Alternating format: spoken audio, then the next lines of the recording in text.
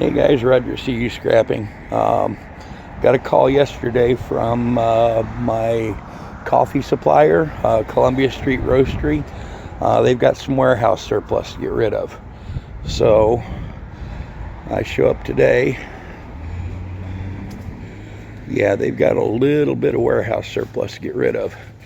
So we're going to be pulling truckloads out of here.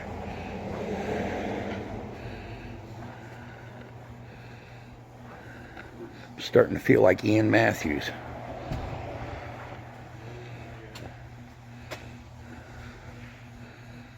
But that's my load for today, for tomorrow maybe, for Monday, for Tuesday. So we'll get this all taken care of for them and get them taken care of.